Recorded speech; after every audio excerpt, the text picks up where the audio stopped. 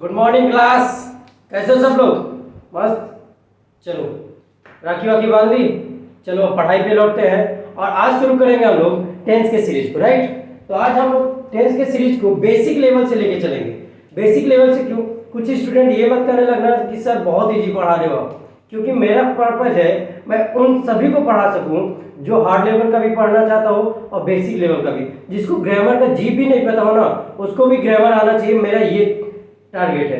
तो मैं basic level से हाई लेवल तक पढ़ाऊंगा। ये मत सोचना कि सर बेसिक लेवल से पढ़ा रहे हो, बहुत इजी पढ़ा रहे हो। धैर्य बनाए रखना, पेशेंस बनाए रखना, देखना ये क्लास कितनी कारगर होती है। धीरे धीरे मैं लेवल बढ़ाऊंगा, ना कि डायरेक्ट मैं जंप कर जाऊंगा। अगर जंप कर जाऊंगा ना, जिसको लगता है बहुत इजी उसको भी तकलीफ होगी, डिफिकल्टी होगी। तो मैं आज हम टेंस से शुरू करेंगे और टेंस में भी प्रेजेंट को देखेंगे। राइट, तो टेंस कितने प्रकार के होते हैं? तो 3 प्रकार के। कौन कौन से? Present, past, future. राइट, ये तो सबको पता होगा। और इसके भी 4 कैटेगरी होते हैं। कौन कौन से? जैसे मैं कहूं इंडेफिनिट, कॉन्टिन्यूअस, परफेक्ट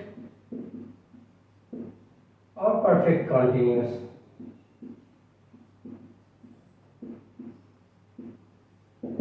तो मैंने क्या बताया कि टेंस 3 प्रकार के होते हैं, प्रेजेंट, पास्ट, फ्यूचर। और इसके भी 4 कैटेगरी होते हैं सबके साथ, indefinite, continuous, perfect, perfect continuous. जैसे मैं बात करूंगा प्रेजेंट की, तो present indefinite, present continuous, present perfect, present perfect continuous. मतलब हमें 12 तरीके की टेंस पढ़ना है। तो हम आज प्रेजेंट से शुरू करेंगे और प्रेजेंट को देखेंगे कैसे, किस तरीके से प्रेजेंट को बनाया जाता है। राइट,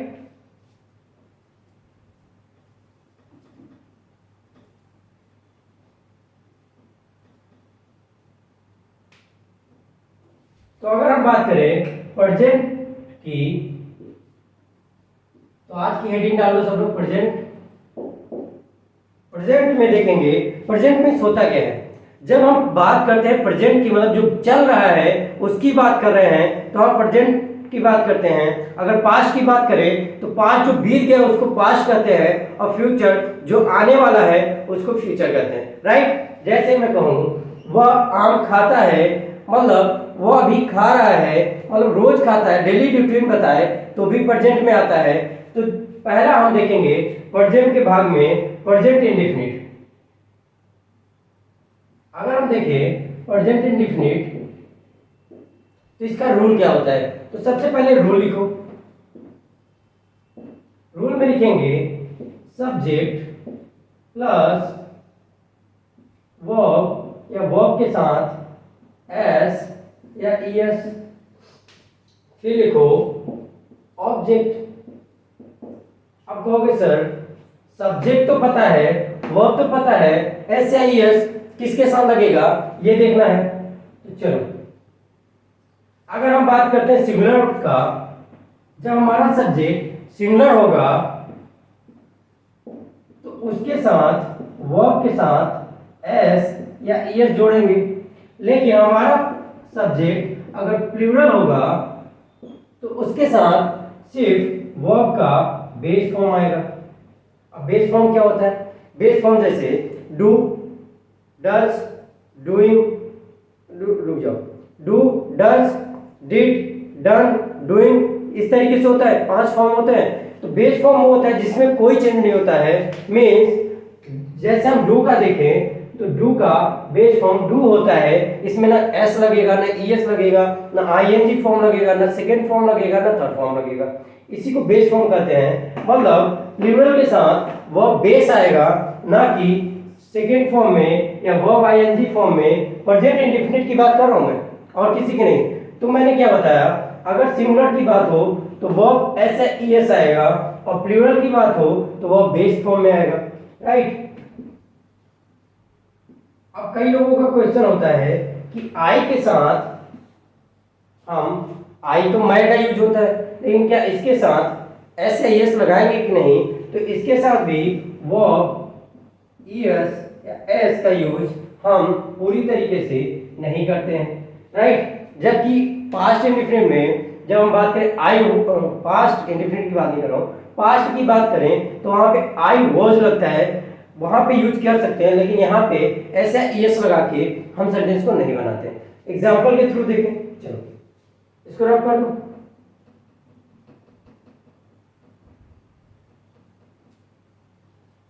देखो अगर मैं बात करूं ही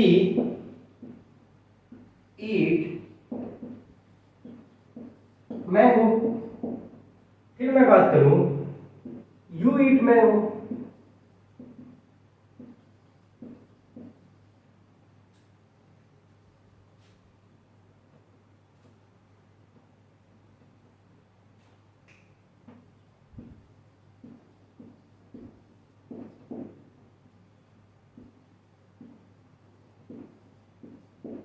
राइट।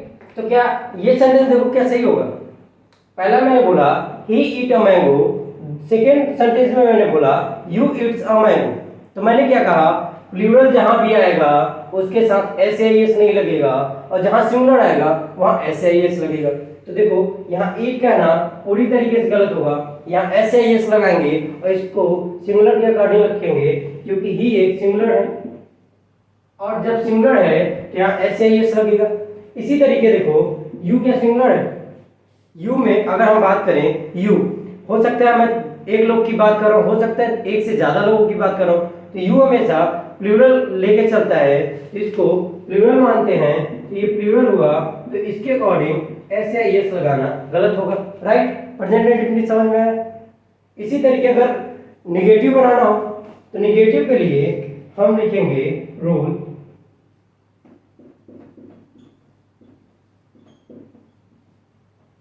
इसी के साथ subject plus verb, helping verb do या does plus not plus object. हम वर्ब की जगह पे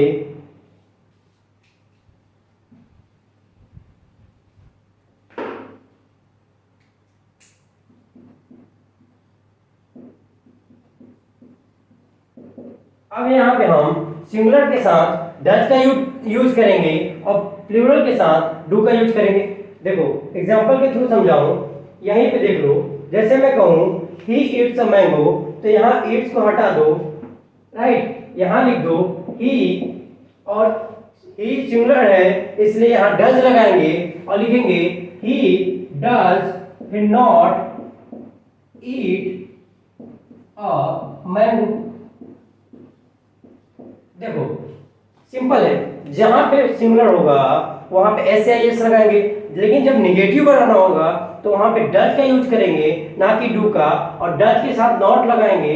उसके बाद ईट जो आने वाला वर्ब होगा वो बेस फॉर्म में होगा ना कि एस, क्योंकि ऑलरेडी हम एस जोड़ चुके हैं डू के साथ, तो फिर से एस जोड़ना सुपरफ्लूअस होगा, गलत होगा, इसलिए आगे हम एस का यूज नहीं करते हैं। इसी तरीके सेकेंड वाला सेंटेंस देखते हैं, अगर हम बात करें यू डू, यू क्या है प्लूरल, तो यहां लगाएंगे डू, फिर लगाएंगे नॉट, फिर लगाएंगे ईट और मैंगो। समझ में आया कि नहीं? प्रेजेंट इंडेफिनिट में आपको असर्टिव और नेगेटिव समझ में आया कि नहीं? समझ में आ गया होगा। चलो इसको रब करता हूं और इंटरोगेटिव देखो,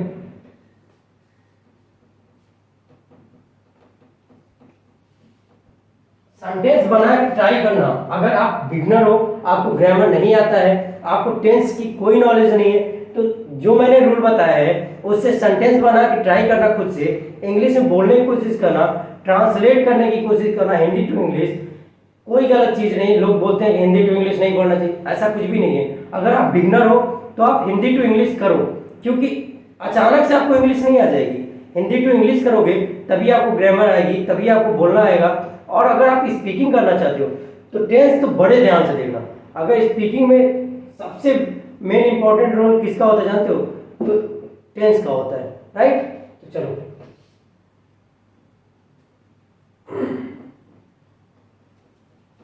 अफर्मेटिव, और निगेटिव हम लोगों ने देख लिया। अगर हम बात करें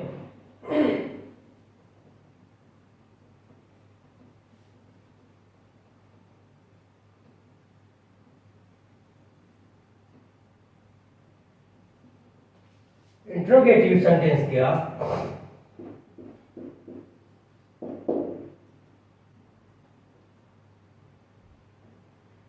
जब हम बात करते हैं इंट्रोगेटिव सेंटेंस का तो इसका रूल क्या होता है। तो अगर सेंटेंस क्या से शुरू होता है, सेंटेंस अगर क्वेश्चन वर्ड से शुरू हो जाए तो वहां पे रूल लगेगा डू, डज प्लस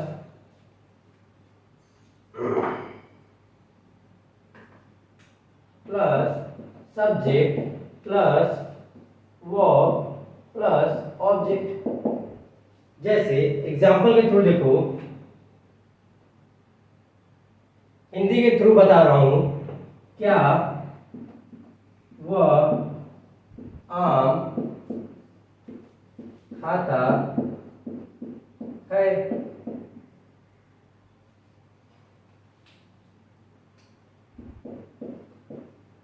तो हम इसका सेंटेंस क्या बनाएंगे, पहले हम देखेंगे वह क्या है, वह एक सिंगुलर है तो यहाँ पे डज लगाएंगे। डज के बाद वह का इंग्लिश क्या होता है, ही। फिर हम लिखेंगे ये सब्जेक्ट हो गया, फिर वर्ब लिखेंगे ईट, फिर लिखेंगे object mango, a mango, right. इस तरीके से बनाएंगे। अगर इसी को निगेटिव बनाना होगा तो हम इसी तरीके लिखेंगे does he not eat a mango. अगर निगेटिव बनाना होगा तो हम सब्जेक्ट के बाद नॉट को रखते हैं, ना कि सब्जेक्ट के पहले और हेल्पिंग वर्ब के बाद हम कभी भी नॉट का यूज नहीं करते हैं। इंट्रोगेटिव सेंटेंस में हेल्पिंग वर्ब फिर सब्जेक्ट प्लस नॉट फिर वर्ब का यूज करते हैं, राइट। समझ में आ गया। क्वेश्चन एग्जाम में सबसे कई बार इस तरीके से पूछा जाता है, जहां पे रिलेटिव प्रोनाउन होता है वहां पे इस स्ट्रक्चर में दे देता है वहां, और जहां पे इंट्रोगेटिव सेंटेंस होता है वहां पे लिख देता है डज नॉट ही, और लोग सोचते हैं ये बहुत सही है क्योंकि डज के बाद नॉट का यूज होता है, लेकिन इंट्रोगेटिव सेंटेंस में हमेशा सब्जेक्ट के बाद नॉट का यूज होता है, राइट।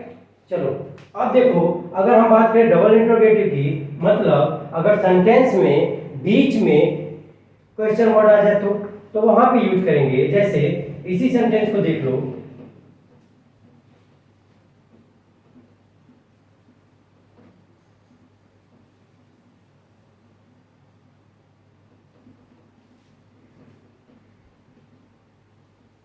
चलो वहां उसका रूल होगा क्वेश्चन वर्ड प्लस डू या does plus subject plus verb plus object, right. तो क्वेश्चन वर्ड पहले आएगा वहां पे। जैसे मैं कहूं when does he go to Mumbai,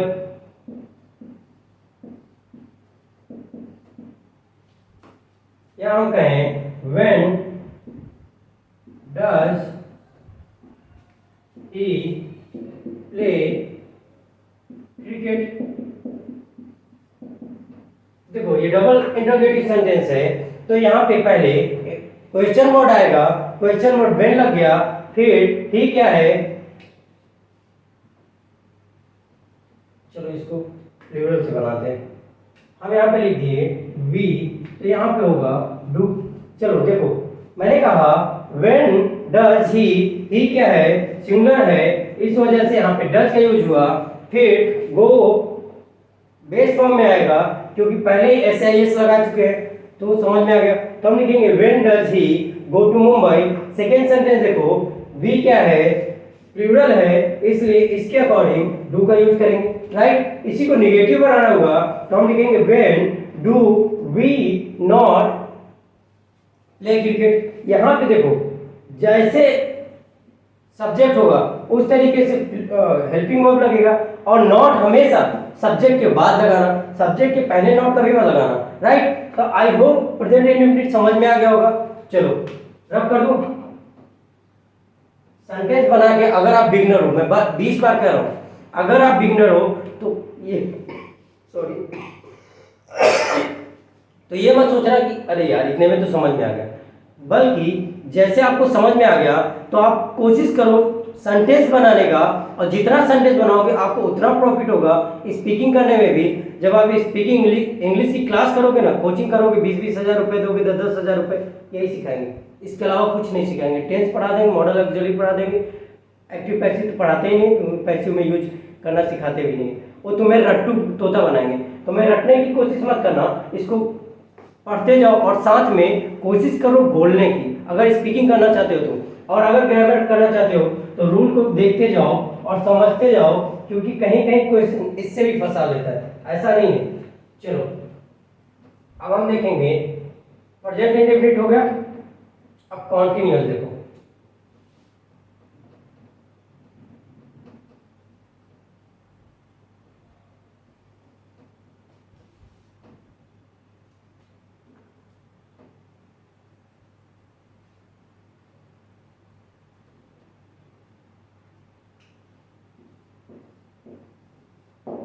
present continuous की बात करते हैं तो हम रूल लिखेंगे। इसका रूल क्या होता है, प्रेजेंट इंडेफिनिट में था वह खाता है, वह जाता है, वह रोता है, वह सोता है, राइट। लास्ट में था, थी है आ रहा था। यहाँ पे कॉन्टिन्यूअस की बात होगी, मतलब कार्य अभी चल रहा है, मतलब कोई भी काम जब लगातार चल रहा हो वहाँ पे कॉन्टिन्यूअस होता है। जैसे मैं कहूँ वह खेल रहा है, मतलब वो लगातार अभी काम जारी है, ना तो काम खत्म हुआ है ना काम खत्म हो चुका था, राइट। तो यहाँ पे काम जारी है, इसलिए यहाँ पे प्रेजेंट, जहाँ काम जारी हो वहाँ कंटिन्यूअस होता है। अगर प्रेजेंट की बात करें, प्रेजेंट में काम चालू है, चल रहा है कंटिन्यूअसली, तो प्रेजेंट कंटिन्यूअस हो जाएगा। रूल देखते हैं, रूल क्या होगा। रूल लगाएंगे यहाँ सब्जेक्ट प्लस इज, आई के लिए एम, प्लूरल के लिए are, plus verb plus object, right. देखो जैसे मैं कहूं वह खेल रहा था, वह खेल रहा है, ही इज, ही के अकॉर्डिंग इज लगेगा क्योंकि ये सिंगुलर है। ही इज प्लेइंग, लेकिन मैं बात करूं आई की यूज करूं, आई एम प्लेइंग, राइट। ये अफर्मेटिव की बात बता रहा हूं। फिर अगर मैं बात करूं दे का, दे क्या हो गया प्लूरल, तो यहां हो जाएगा are, they are playing, right. तो अगर इसे नेगेटिव बनाना हुआ तो इसी के साथ यहाँ पे, यहाँ नेगेटिव का साइन लगा लो, और यहाँ हर जगह पे क्या कहते हैं हेल्पिंग वर्ब के साथ नॉट लगा लो, right.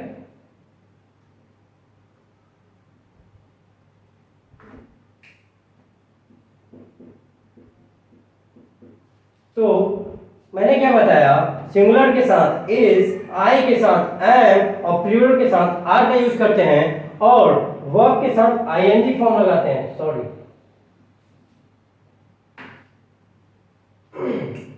Verb plus ING form लगाते हैं प्लस ऑब्जेक्ट। अब ये मत कहना कि सर इसमें ऑब्जेक्ट कहाँ है, ये सेंटेंस में ऑब्जेक्ट नहीं है, बिना ऑब्जेक्ट वाला सेंटेंस बता रहा हूँ। अगर ऑब्जेक्ट होगा जैसे कह दो he is not playing cricket, वहां पे क्रिकेट लगा दो, राइट। तो ऑब्जेक्ट तो अपने हिसाब से लगा सकते हो। तो मैंने क्या कहा, सिंगुलर के साथ इज, आई के साथ एम, दे के साथ आर का यूज करते हैं, और इसी को नॉट बनाना हो तो हेल्पिंग वर्ब के बाद नॉट का यूज करते हैं, राइट। अगर इसी को इंट्रोगेटिव बनाना हो तो क्या करोगे, तो इंट्रोगेटिव का रूल लिखो। चलो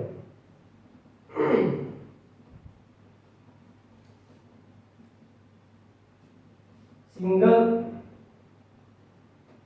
इंट्रोगेटिव और डबल इंट्रोगेटिव सेंटेंस का बता दे रहा हूं साथ में rule. Is am, are plus subject plus verb ing plus object. अगर क्लोज एंडेड हुआ तो क्या करोगे? तो question word plus is and are plus subject plus verb ING plus object. इसी को अगर क्वेश्चन वर्ड बनाना हो तो इसको देखो, अगर इसी को क्वेश्चन वर्ड बनाना हो, मतलब इंट्रोगेटिव सेंटेंस बनाना हो, तो इसी को आगे कर देंगे और यहाँ पे इज लिख देंगे, यहाँ पे एम लिख देंगे और यहाँ पे आर लिख देंगे। राइट? तो यहाँ पे मैंने क्या बताया, सिंगुलर के साथ इज, आई के साथ एम और प्लूरल के साथ आर लगता है और वर्ब आईएनजी लगेगा। अगर इंट्रोगेटिव बनाना हो तो इंट्रोगेटिव सेंटेंस पहले आ जाएगा। अगर ओपन एंडेड है तो वहां पे इज एम आर पहले आ जाएगा। और अगर क्वेश्चन वर्ड है तो क्वेश्चन वर्ड को बनाने का तरीका बताता हूँ। चलो फिर से समझा देता हूँ। क्वेश्चन वर्ड,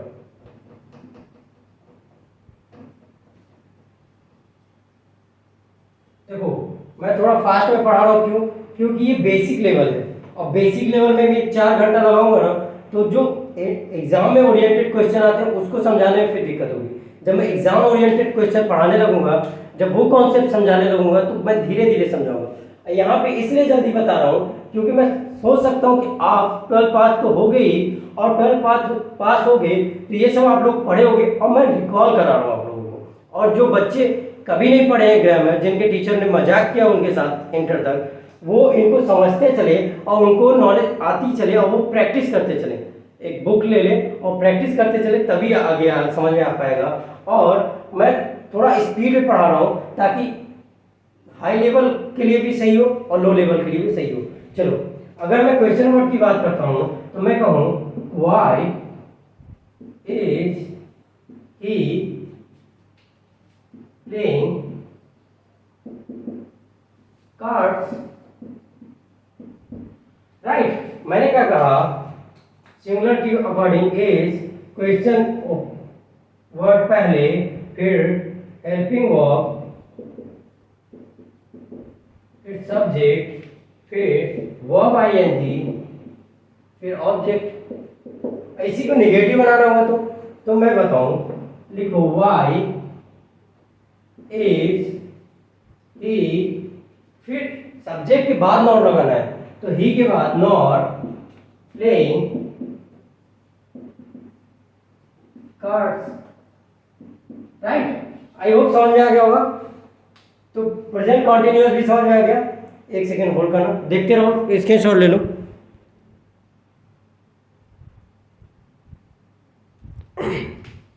चलो अब प्रेजेंट परफेक्ट बता देता हूं।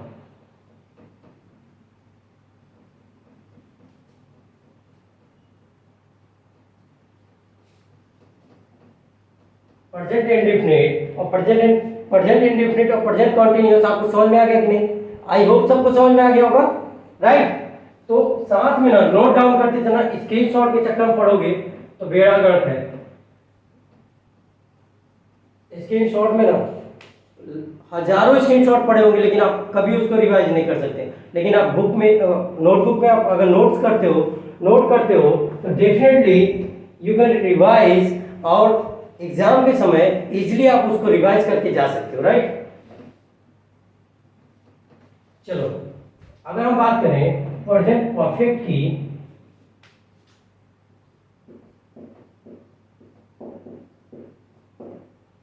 Right?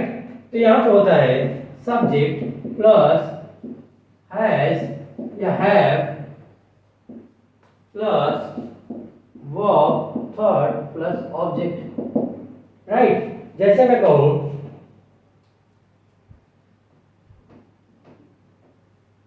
he has ordered a book।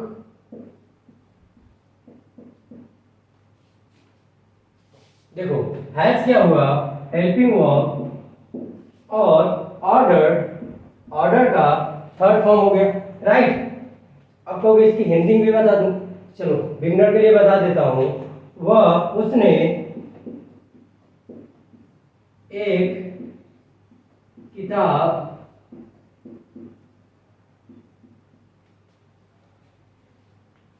Order को क्या कहेंगे, ऑर्डर ही लिख दो,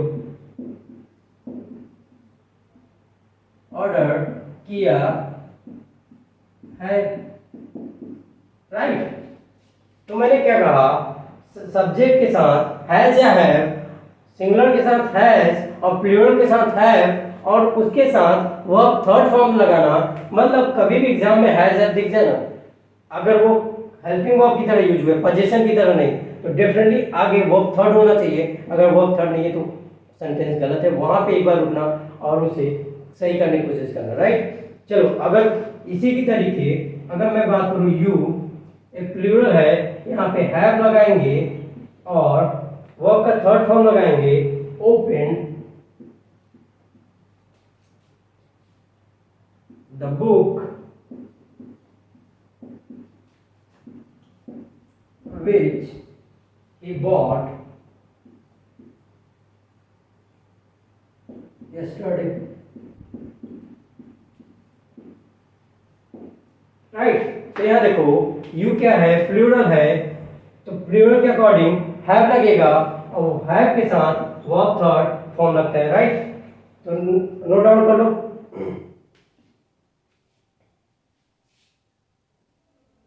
इलेक्ट्रिसिटी चली गई तो 2 मिनट का वेट करना।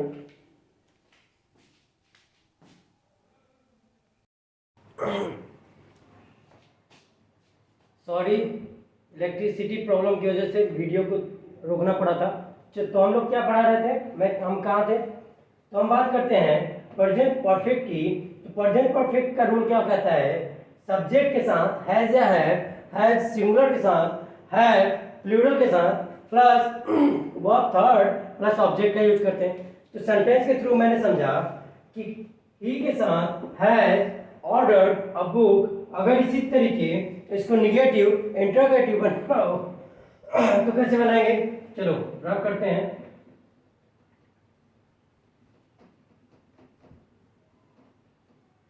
बार बार रूल लिखाने की जरूरत तो नहीं है, जिस तरीके से प्रेजेंट इंडेफिनिट में और कॉन्टिन्यूअस में रूल बनाया था उसी तरीके इसमें भी रूल बनेगा। तो मैं सिर्फ एग्जांपल के थ्रू समझाते चल रहा हूं और आप लोग रूल समझ लेना, राइट। तो अगर इसी को निगेटिव बनाना होगा तो हम लिखेंगे he has not ordered a book. Interrogative बनाना होगा तो लिखेंगे has he ordered a book, right. इसी तरीके इंट्रोगेटिव निगेटिव बनाना होगा तो लिखेंगे has he not ordered a book. इसी तरीके अगर क्लोज एंडेड बनाना होगा तो लिखेंगे why has he not ordered a book, right. तो मैंने बताया सब्जेक्ट के बाद हेल्पिंग वर्ब के बाद नॉट। इसी तरीके अगर इंट्रोगेटिव में देखेंगे, interrogative sentence subject verb third, right. इसी तरीके question word helping verb subject not. इस तरीके से आपको I hope present indefinite, present continuous और प्रेजेंट परफेक्ट टेंस समझ में आ गया होगा। अगर नहीं समझ में आया होगा फिर से एक बार वीडियो को दोबारा देखिएगा and I hope and I sure you कि आपको एक एक चीज समझ में आ गई होगी, राइट। तो आज के लिए इतना ही, फिर मिलेंगे अगली क्लास में, तब तक के लिए जय हिंद जय भारत।